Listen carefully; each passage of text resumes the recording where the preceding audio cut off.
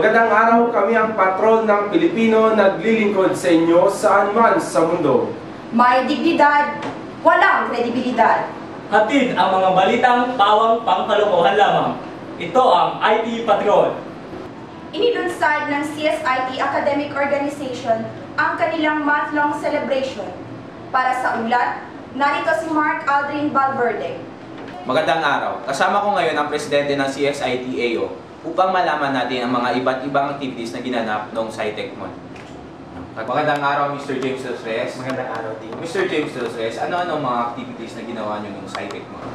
The SciTechMon celebration is one of the activities of CSIT Academic Organization, and we have highlighted different activities to celebrate the SciTechMon.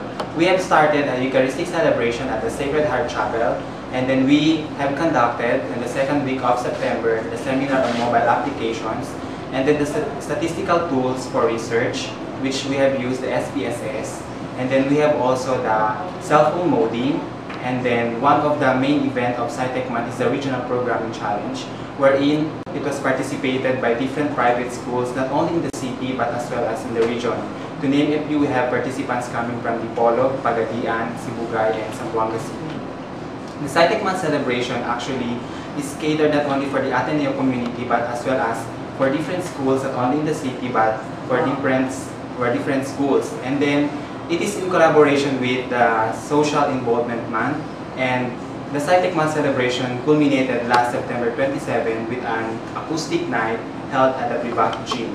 And we have seen the awarding of different competitions such as the Text Twist Challenge, the Sudoku Challenge, the Amazing Challenge, and as well as the Regional Programming Challenge. We have also the Digital Art Competition, which was participated by the different students of PSIT, Biology, and different courses from the Ateneo.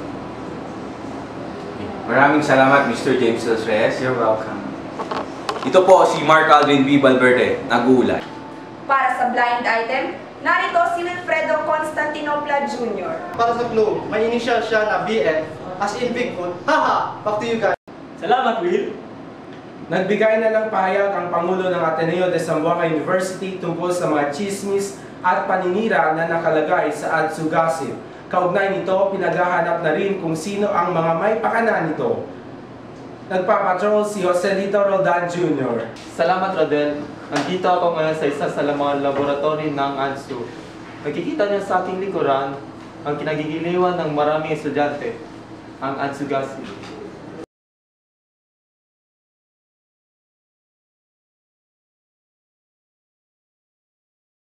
At nagbigay na ng pahayag ang presidente ng ADSU tungkol sa isyong ito. At ako po si Joselito Roldan, nag-ulat. Balik sa inyo, Rodel. At yan ang mga balitang aming nakalap sa aming mas malawak na pagpapatrol.